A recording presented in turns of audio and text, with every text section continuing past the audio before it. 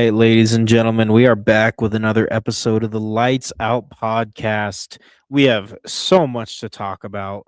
We've kind of let 2 weeks worth of results, news, announcements kind of stack up on us. Unfortunately, my co host, Ant, aka Boxing is Bullshit, aka whatever, Heel Synergy, will not be with us on this episode. He will be taking a brief hiatus for the foreseeable future. He has unfortunately lost someone very close to him, and I'll leave it at that. So please keep my co-host in our prayers, in your prayers, of course, as he goes through this tough time. And we look forward to seeing him again soon. Hearing from him again soon is what I should say. Let's get started with announcements. All right, let's get started with announcements first, and then we will look at the June matchups of the month, and that will take us into the big shows that took place this past weekend. In the announcements, man, we had words from His Excellency Turkey Al Sheikh recently, and quite frankly, this is very tragic, and this is really where stuff is going to get a little heavy here, and really where I'm going to be completely transparent and honest in terms of everything I think that is in store for boxing. Turkey Al Sheikh came out. Quote unquote, he said, "I'll do my best to do a meeting soon between my brothers Dana White, Nick Khan, Frank Warren, Eddie Hearn, and my partners and friends DAZN to make peace and revolution for boxing." That sounds good. That makes sense. That's what he's been doing in boxing ever since he entered, ever since he bought Ring Magazine. "I hope I succeed and boxing fans see the white smoke rise from the chimney." Here's where the kicker comes in, and I quote, "I want to do it before losing my memory. I'm afraid in 2028 or 2029, I'll forget my name." So Turkey Al Sheikh, unfortunately, seems to have some medical issues happening currently, which is tough timing as he seems to, in 2026, finally do what he's probably wanted to do for a long time with boxing. We have been seeing the fruits of his labor, not just him, right? He's not the only boxing promoter in the world, but he is the guy that's making things happen right now. And ultimately, yes, it's good to see him lay out his intentions. What he said there is, "I want to make it normal for the best to fight the best. No longer shall promoters get in the way of the best fighting the best." That's why he wants to sit everybody down and create peace and revolution that comes with peace, of course. But ultimately, we already knew this. I think for some of us, it's a reminder, and for others, it's a wake-up call. Turkey Al Sheikh's not going to be around for long. And what my mind asks when I think about that is what happens after Turkey Al Sheikh. I can already tell you, for the next 2 to 3 years while Turkey Al Sheikh is in the game of boxing, it will be at its very best. It will be the best it possibly can be, circumstances given. All right? But what happens when he leaves? Do we slip back into mediocrity quickly, slowly, or never? It worries me. It really worries me. I definitely thought we were going to have more time with Turkey Al Sheikh, but that doesn't seem to be the case. It seems like the clock is ticking. We only have so much time due to some medical, unfortunate circumstances. So I really hope that boxing from 2026 to 2028 at the earliest just shows the world everything it can be. I hope we get all the fights between Shakur Stevenson, Ryan Garcia, Devin Haney, Keyshawn Davis. I hope we see some of the biggest fights ever over the next couple of years, because a lot of those guys that I named are entering their prime right now. And we know how boxing works, right? There's a lot of autonomy that comes with picking your next opponent.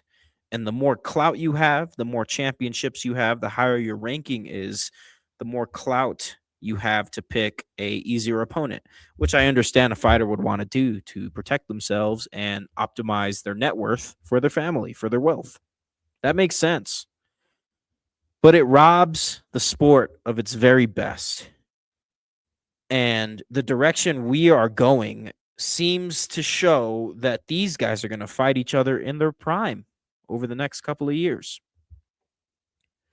And I really hope that that is enough to show the greed of promoters that when the fans win, everyone wins.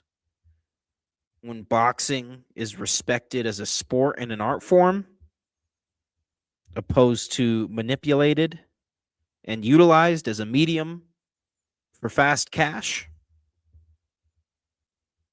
that it can be best for everyone, and not just best for a Floyd Mayweather or a whoever else, Canelo, right? When boxing is at its best and everybody is doing everything they can to uphold the integrity of the sport, everybody eats. I hope that is what we see over the next few years, and I hope we don't need His Excellency Turki Al-Sheikh, and I hope he's able to ride off into the sunset in a couple of years' time, and I hope the state of boxing can flourish without him. I'm a little concerned. I wonder if that can happen. I wonder if that's too good to be true. I really do. But with that being said, Turki Al-Sheikh is still in the game right now, and he still has a lot of work to do, and he still has time to do it. Not as much time as I initially thought, I guess, but he still has time to do it. So we are going to eat good for the next couple of years, but I do wonder what happens after. What happens after? Hopefully, these promoters are able to carry the momentum and continue the excellency, or they just slip back into mediocrity at some capacity. That one or the other, right? And unfortunately, the second one sounds more realistic. I hate to say it, but it's true. Just enjoy the time we have with His Excellency Turki Al-Sheikh as he attempts to save and revolutionize boxing, which is what we want, obviously. The best sport in the world. And it needs a kick right now. And it's been getting what it needs. All right, let's move on with our announcements. Told you we were starting off with a bit of a deep one. Our next dude, these announcements are crazy, man. Some of these are chill, other ones are insane. This next one is one of the more insane ones. Alexander Usyk drops all of his heavyweight belts. The WBO heavyweight championship was already dropped. Fabio Wardley fought Daniel Dubois for it recently. Dubois got the finish on Wardley, won the title. And then, of course, we had Usyk fighting Rico Verhoeven in what was a spectacle fight. A good one and an interesting one, as Rico Verhoeven really took it to Usyk in a way that we haven't seen anybody take it to Usyk, not even Tyson Fury, to be honest with you. And ultimately, minutes away from defeating the lineal heavyweight champion Alexander Usyk, yes, Rico Verhoeven, the kickboxing heavyweight champion of the world, was robbed. It was a bad finish. Turki Al-Sheikh said it himself. It was a bad finish, and we need a rematch. But apparently, Alexander Usyk wants one fight. He wants to have one more fight and ride off into the sunset, which I think after his performance against Rico is fair. And in order to do so, in order to set up that one last fight without any pressure from the sanctioning bodies, Alexander Usyk has vacated the IBF, WBA, WBC heavyweight titles. He is now exclusively the Ring Magazine heavyweight champion. And I'm sure he will defend the Ring Magazine heavyweight championship against either Tyson Fury, as we can imagine, that third fight with Fury, or who I hope he will be facing in his last fight, in his last match, Rico Verhoeven. the kickboxing heavyweight champion. Rico Verhoeven's robbery against Usyk, or should I say Usyk's robbery against Verhoeven, really was a buzzkill. You had this once in a lifetime event, Glory in Giza, boxing heavyweight lineal champion against kickboxing heavyweight champion. And yes, it was interesting to see Verhoeven kick Usyk's ass for 11 rounds before getting dropped, of course, in the last second. But ultimately, yeah, the finish was horrible. It was a bad stoppage, and it put a lot of things in flux. And I think for that very reason, Usyk found it upon himself to vacate his heavyweight titles.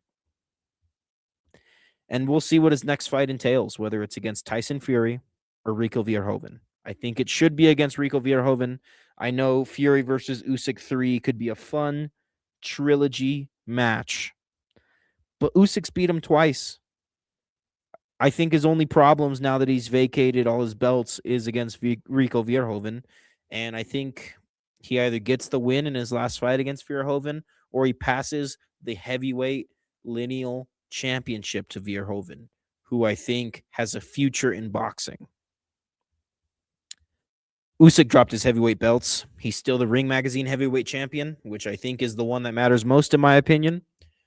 And he's got one more fight coming up. He's made it very clear that he only wants to fight one more time. And hopefully it'll be against Rico. I honestly, after what happened in Usyk versus Rico 1 just a couple of weeks ago, that's the fight I want to see. That's the only fight I want to see. Tyson Fury, he doesn't need to face Usyk anymore. He wants to. He wants to beat Usyk, but I don't think that he will. You never know, though. I think 2 decision victories is enough for Fury and Usyk. Nonetheless, man, the heavyweight division is wide open. You have interim champions moving up, and you have really one heavyweight title that is truly vacant, right? Because again, we talked about the WBO. The WBO heavyweight championship was fought for recently, had nothing to do with Usyk. He vacated that one a long time ago. WBC interim heavyweight champion is Ajit Kabayel, who Usyk was rumored to fight next. That's not going to happen. We're just going to give the WBC heavyweight title to Ajit Kabayel in all its formality now. He is being moved up to regular champion. And then the WBA heavyweight champion will be Murat Gassiev, who held the interim WBA heavyweight title. And the only one that's vacant is the IBF, which I think many people can fight for, including this next fight. If you wanted to throw the IBF heavyweight title on this fight, that would make sense. This upcoming fight that's just been announced between the number 6 heavyweight in the world and the number 5 heavyweight in the world. Moses Atama will be facing Filip Hrgovic in August. This is a huge heavyweight fight. And this is what I'm talking about, guys. We've been eating good. We've been seeing a lot of top 5 matchups in the world of boxing, and we just had another one announced as Moses Atama will return in August to take on Filip Hrgovic once again. Another return to boxing is coming from Claressa Shields, the greatest woman of all time, as she's labeled.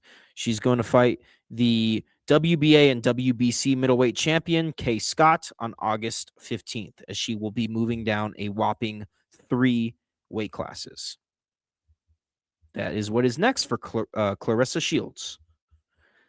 In our next bit of announcements, we do have a substitution for an upcoming 4th of July fight, as Mason Abdullah won't be facing Joe Cordina anymore. He will be facing Albert Bell. He will be defending his lightweight title against Albert Bell. Eddie Hearn, back in the world of MMA. He signed his first ever UFC fighter to Matchroom Talent Agency, probably to piss off Dana White, because Dana White has been fairly, or how do I say this?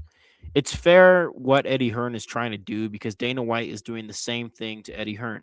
Dana White has taken several boxers from Matchroom, including Conor Benn, one of the biggest up and rising welterweights right now. So Eddie Hearn says, "All right, Dana White, you want to take my boxers? I will take your UFC fighters and sign them to what I call Matchroom Talent Agency." He has the current UFC heavyweight champion, Tom Aspinall, which is highly concerning. And now he has Ian Machado Gary. Eddie Hearn has signed and will now manage his second UFC fighter in Ian Gary, who will be fighting for the UFC welterweight championship against the formidable, seemingly unstoppable Islam Makhachev soon enough. Interesting, man. You see Eddie Hearn trying to do something here, trying to get in Dana's way, maybe the way that Dana has gotten his way since Dana has entered the world of boxing this year. And yeah, that's what I got to report. We'll see what that means. We'll see what that looks like. In a bit of unfortunate news, we have Canelo versus Christian and Billy, supposed to take place on September 12th. Unfortunately, it looks like this fight is going to be delayed to October. There's no official date. I'm hoping for an official date sooner rather than later so we can get everything in stone, because I think Canelo versus Mbili is going to be a fantastic fight for the WBC super middleweight title. But we'll have to wait and see, man. We'll have to wait and see what's really going on here. It's a shame. It's a shame to see this delay here. Something must have happened. And our last bit of announcements here, our last announcement, I should say, consists of Rolly Romero and Teofimo Lopez, as Rolly Romero will officially defend the WBA welterweight championship against Teofimo Lopez. Finally, we hear more from Rolly Romero, who has recently slipped out of the top 10 due to inactivity at welterweight. I look forward to seeing this fight, man. This is a perfect fight for both guys. This is a perfect comeback fight for Rolly. This is a great fight for Lopez. Lopez obviously got dominated against Shakur Stevenson in January. Now he moves up from junior welterweight to welterweight, and he faces his boy, Rolly Romero. These guys seem to be good friends from what I see online, and it'll be cool to see this caliber of a fight for both men. I think these guys will give each other trouble. Do I think they'll protect each other in there because they're friends? Absolutely. Yes. Will that affect the quality of the match itself? That is something we're going to have to wait and see. I could totally see Rolly and Teofimo saying, like, screw it, let's just beat the shit out of each other for the culture right now. And I think if they were to go that route and do that, that would set precedent for that to be more normalized in boxing. A lot of people want to see Shakur Stevenson versus Keyshawn Davis. Both of these guys have said, no, we are really good friends. We're not going to box each other. You could see the same for Rolly and Teofimo, right? You could see some sort of soft fight because they do respect and love each other and care for each other as friends. You could see that get in the way of their competitive spirit against each other for the WBA welterweight title. I hope not. I hope this is a fight that says, hey, just because we're friends doesn't mean we can't fight in the ring for a big sanctioning body title, for a big world title. I really do hope that this opens up the door for this to happen more often in boxing, to see actual real life friends fighting each other. That was a lot of announcements. We're already 20 minutes into the show, but it's a lot of stuff, man. I don't know what you want me to say. It's a lot of freaking stuff. But now it's a perfect time to look back on the June matchups of the month brought to us by Ring Magazine. We had 6 total fights, 6 solid fights here. While June may not have been as eventful as March or maybe even April, it was very fun. It was excellent. Let's go ahead and let's review, right? Early June, we saw Zuffa Boxing 7. We saw Chris Billam-Smith defeat Ryan Rozicki by TKO. This was a number 3 versus a number 6 fight. This was Zuffa's first fight overseas. It was excellent. And the very next weekend, we had Bam Rodriguez moving up to bantamweight, getting the knockout against Antonio Vargas, and becoming the new WBA bantamweight champion. This was a sick fight, dude. This was honestly one of the coolest fights I've seen in a while, because honestly, like, Bam did not look amazing against Antonio Vargas until he got the knockout. I think Antonio Vargas fought a good fight. He just got caught. Who isn't going to get caught by Bam? Bam is one of the best fighters in the world right now. Like I think the future is still very bright for Antonio Vargas. And hell, I would even go as far as to say I wouldn't mind seeing Bam versus Vargas again sometime down the line. Maybe not this year, maybe not even next year. But both of these guys are very young. And I think this was a better fight than people probably give these two guys credit for, right? Because it was a shock knockout win for Bam in the earlier rounds. But before we got there, man, I think Antonio Vargas looked incredible, man. He was giving Bam trouble. He looked highly technical, highly disciplined, highly conditioned. It's just none of that can prepare you to get socked in the face by Bam. They call this guy Bam for a reason. They don't call him Snooze, they call him Bam. So, of course, Bam Rodriguez has won the WBA bantamweight title, and he's that much closer to a dream super fight against Naoya Inoue.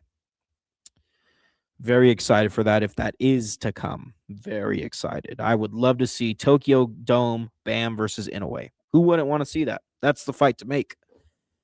And this was a fun fight. This was a fun chapter in the story for sure.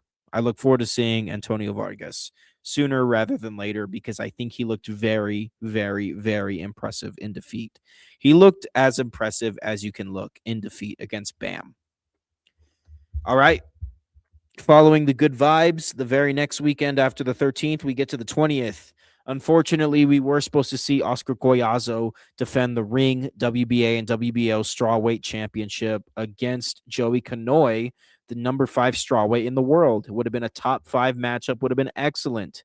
Looks like Canoy was unable to fight, so Nader Valdez served as the substitute to fight Collazo. A great opportunity for Valdez, don't get me wrong. It just wasn't the fight that we were looking forward to be honest with you. And Oscar Collazo made quick work of Valdez. Within 30 seconds, he won the fight, retaining his belts and, of course, the Ring Magazine Strawweight Championship. Days later, in Australia, we actually saw Liam Paro defeat Lewis Crocker by decision to become the new IBF welterweight champion. This was a fun fight. This went the distance. This was a respectable fight. I say it all the time, but I wouldn't mind seeing these guys get back in there again. Maybe as the next fight. If not, I think Liam Paro will find himself against Richardson Hitchens at the end of this year. I really do. If Hitchens is able to get past his next opponent, which we will get to. But ultimately, yes, those were 4 fights. That was a good month of boxing, but the best was yet to come. And we saw the best on Saturday, the 27th of June, and Sunday, the 28th. We'll start with the 27, Zayas versus Boots. Boots Ennis was able to get a pretty damn solid TKO against Xander Zayas. Boots was 35-0 going into this fight. Zayas, the young Xander Zayas, was 23-0. And man, we have just entered the Boots era with that huge win. This was a big fight. Either guy was going into this fight, and whoever won was going to have a victory against their most impressive opponent. If Boots beat Zayas the way he did, yes, that would make Zayas Boots' most impressive victory. And if Zayas was to beat Boots, that would make Boots Zayas' most impressive victory. This was a super fight, and we all knew it.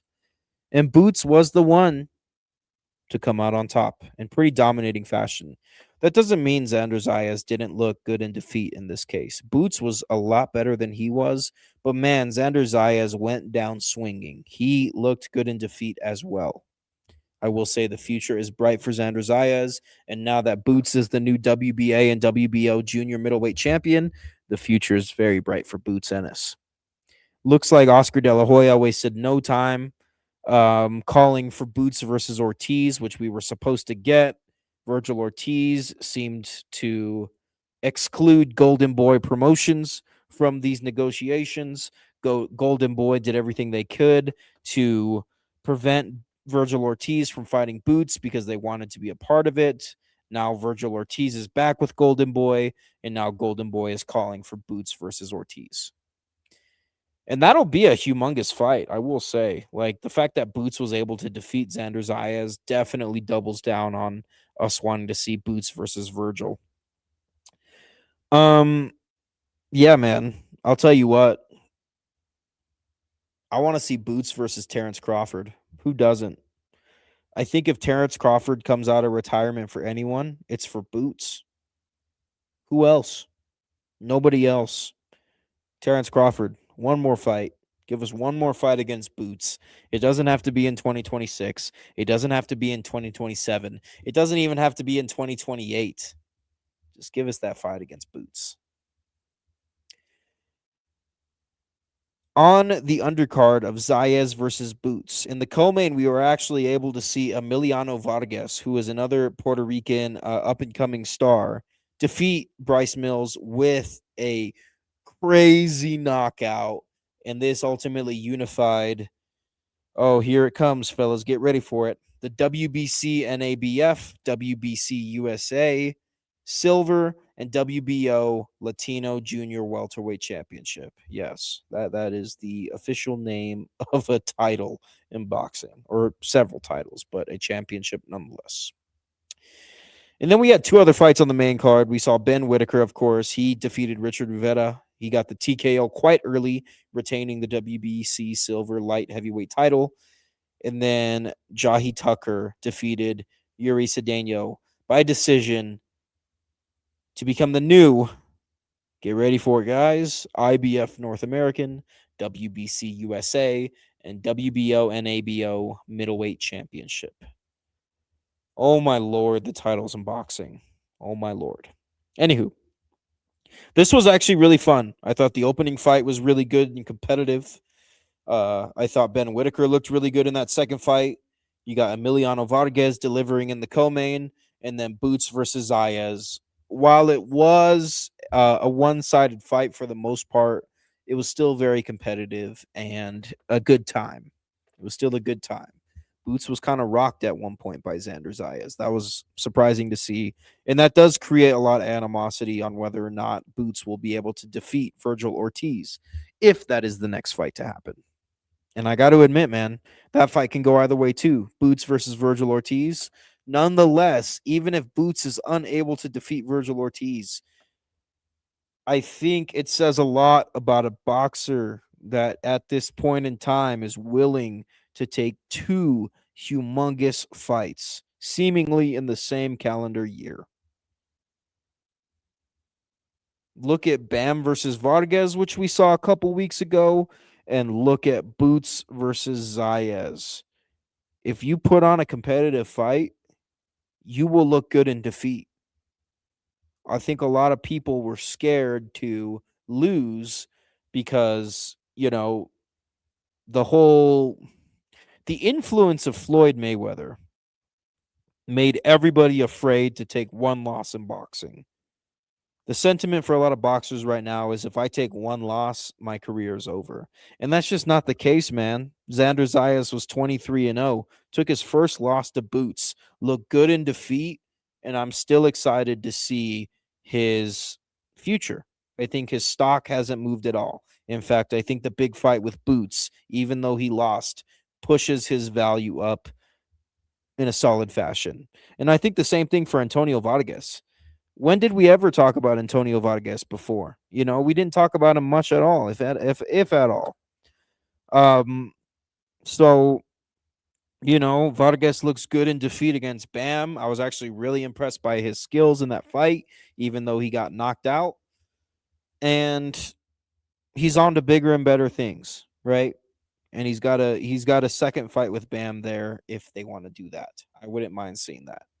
If he, improves, works on some stuff, maybe he's ready for Bam and ready to be more competitive later. I still think he did good.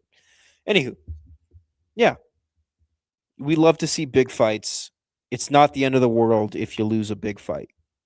It's really not. You're still a great fighter if you lose to a big fight. It's when you're scared to fight the big fights that your legacy really becomes tarnished, in my opinion. Anywho, 24 hours later, after Zayas versus Boots, we had Zuffa Boxing 8, the second Zuffa Boxing event of this month. We had a 3-fight card here, 3-match card.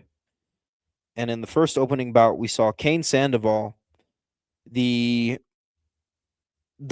Kane Sandoval was one of the 2 first ever main card boxers in Zuffa Boxing. The first ever main card fight of Zuffa Boxing 1 was Julian Rodriguez versus Kane Sandoval.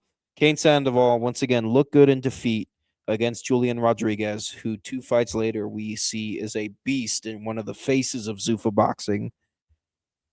Nonetheless, man, we see the return of Kane Sandoval.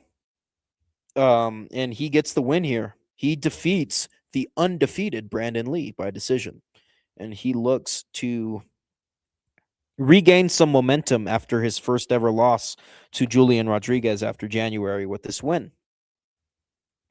And then in the co-main, we saw the young Omar Trinidad defeat Jerwin Ancajas, as he looks like the premier featherweight fighter at Zuffa Boxing.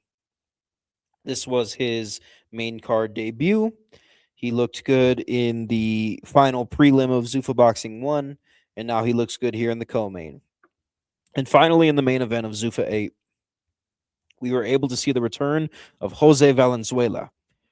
The main event winner of Zuffa Boxing 2 returns to take on Edwin de los Santos in their second fight.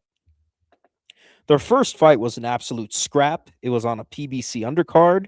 We saw Valenzuela get a knockdown early, but unfortunately, he was knocked out a couple rounds later. This was a absolute firework fight, right, in 2022. And 4 years later, we see the second fight at Zuffa Boxing 8. And this time, Valenzuela is able to get the knockout and go 1-1 with De Los Santos.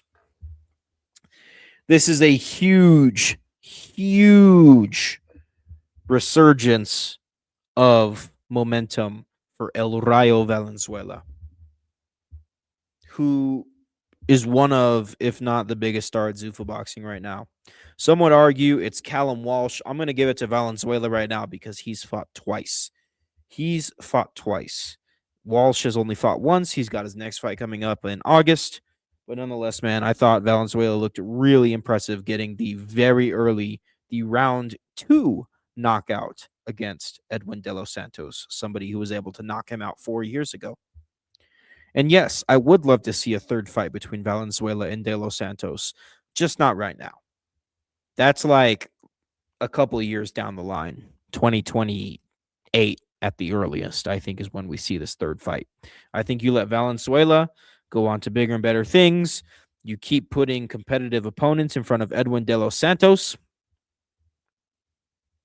and you just keep doing that excellent matchmaking. Because I'll tell you what, man, Zuffa Boxing 8, like all the other Zuffa events before, solidifies the respect in matchmaking that we should have for them. They have incredible matchmaking. I'll give it to you, man. Zuffa Boxing in 7 months has only put really 2 solid fights on. The first one being the Opataya fight, the second one being CBS versus Rizicki, which happened earlier this month. Those are the only 2 fights from January to July. Nonetheless, man, just because they're not competitive fights, just because they're not top 5 Ring Magazine ranking matchups, doesn't mean they're not good matchups. We've been seeing very competitive matchups. Again, it's hard to be excited for them because on paper, they don't look like much. Like Andreas Cortez versus Mark Magsayo is a good fight. Does it look like much on paper? Not really, man. These guys aren't even top 10. But we know when these guys fight, it's going to be excellent. Just accept that, Zuffa Boxing has incredible matchmaking, and their number one priority is entertaining people with good fights. I can't say the same for other promotions, right? We've seen years and years and years of mediocrity and non-competitive fights. No longer, man. No longer. So I was very impressed, and I had a lot of fun with Zuffa Boxing 8, and I look forward to what's to come down the pipeline. We did see Valenzuela call out Shakur Stevenson after the fight.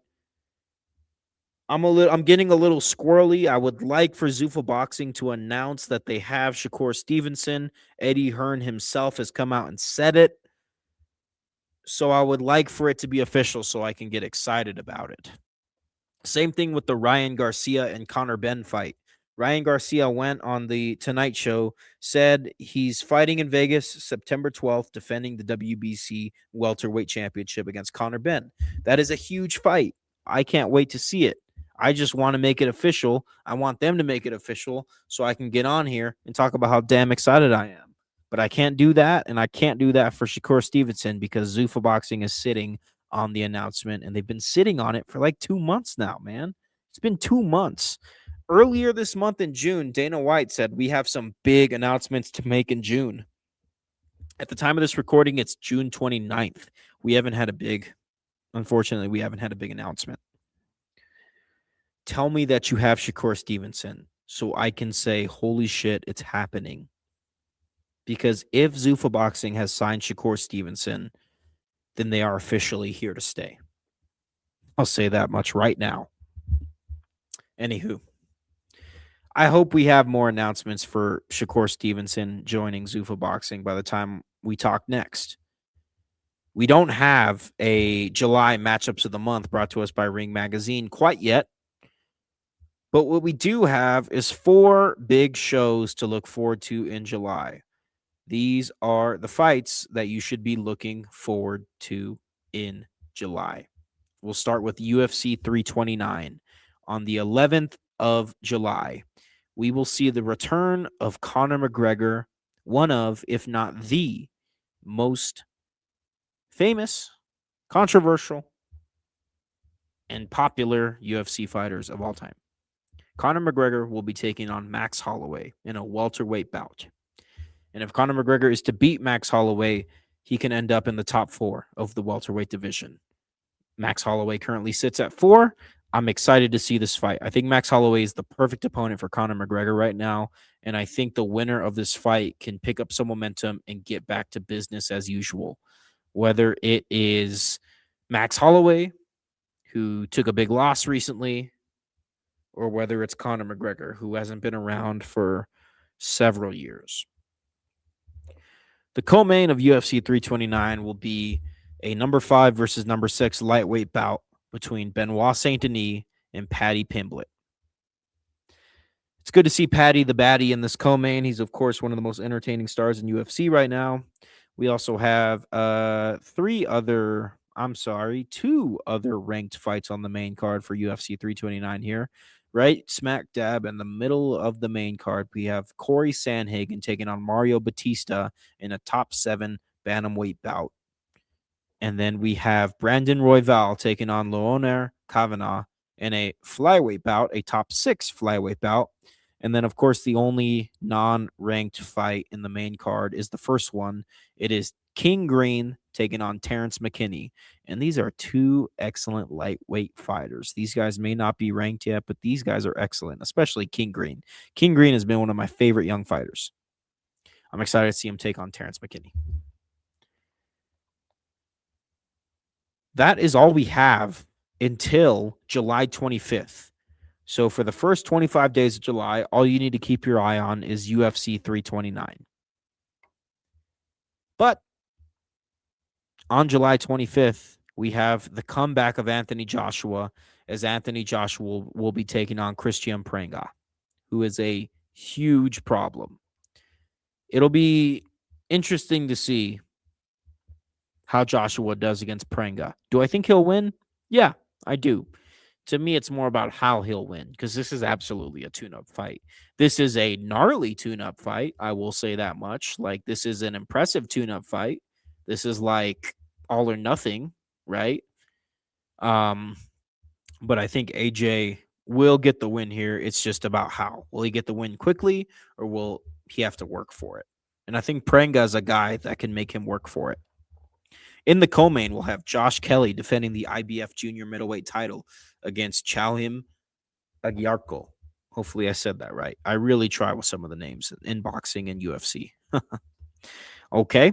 On the same day, on the 25th, we actually have a PBC show. We haven't seen the PBC since Cinco de Mayo weekend when David Benavidez absolutely dismantled Zerto Ramirez.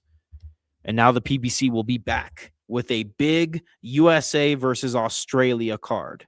Okay. In the main event, we'll have Errol Spence Jr. taking on Tim Tszyu. In the co-main, we'll have Jermall Charlo taking on Cohen Maldezier. That's another U.S. versus Australia fight. In fact, the main and co-main are welterweight bouts. I wouldn't be surprised if we see the winner of the co-main take on the winner of the main event in the next show or at some point. And then, of course, the third USA versus Australia fight that is marketed for this big PBC show is Stephen Fulton versus Liam Wilson in a lightweight bout. This is fun, man. I like that we have 3 fights on the main card, and they are all USA versus Australia. Boxing can be simple, and here it is, PBC showing us how it's done. I'm very excited for Errol Spence Jr. versus Tim Tszyu, which will be happening on the 25th of July, just after Anthony Joshua's comeback to boxing. And then 24 hours later after that, we have Zuffa Boxing 9 on the 26th of July. And we've got our 3 main card fights for it. We have Jaleel Hackett taking on Sergey, Derevyanchenko. That is a middleweight bout. Hackett is a highly anticipated American boxer for Zuffa. We'll see how he does against Sergey. And then in the co-main, we have a 12-round welterweight bout between Richardson Hitchens and Ricardo Salas. This is honestly something I'm very excited for. Hitchens versus Salas. I think Salas is a great up-and-coming fighter. He's one of my favorite fighters in Zuffa right now. And, of course, Richardson Hitchens is a prodigy of boxing. He is going to be a big name sooner than later, and I think this competitive fight against Salas will show us where he's at. Whether I definitely think Hitchens will get the victory, but I think Salas will give him a run for his money because Salas is a tough son of a gun, man. This will be a fun fight. This will be 12 rounds, and we'll see if they make it into the championship rounds. Unfortunately, it doesn't seem like there's going to be a championship attached to this boxing match. Seems like there should be. Richardson Hitchens gave up his championship at junior welterweight, and now he's at welterweight. So they should put something on there, in my opinion. But we'll see what happens, man. We'll have to wait and see what that looks like. But nonetheless, man, what we do know is Hitchens versus Salas will be incredible. And then the main event of Zuffa 9 will actually be the first ever super middleweight bout for Zuffa. Edgar Berlanga will be taking on Steven Butler. This is a showcase card, really. This is the first Zuffa card in New York, and we are showcasing 3 New York guys: Berlanga, Hitchens, and Hackett. We'll see how it goes, man. I seriously think Hitchens versus Salas will be an incredible fight. That's an incredible fight. I don't care what anybody says. I'm excited for Hitchens versus Salas. And then Berlanga versus Butler is also solid. That one's a little more shaky in my opinion. I'm sure Berlanga will look really good in that fight. And then to be completely honest, that opening match between Hackett and Sergey, we'll just have to see what that looks like. I think Hackett will look good in victory here, if I had to predict. All right, man. That's it. That is boxing. That long episode, right? A lot of announcements. We took a pretty deep reflection on the month of June in boxing. We'll be back sooner rather than later. I imagine I'll be back for UFC 329, and at that point in time, we can also talk about the July matchups of the month brought to us by Ring Magazine. All right, fellas, that is all I got for you today. Be good, be happy. This is your boy signing out. Ant, we really miss you. We can't wait for you to come back. This show isn't the same without you, but nonetheless, man, I'm going to hold it down and we going to ball regardless. All right, fellas. Be good, be happy. Thanks for listening. And yeah, that's all I got.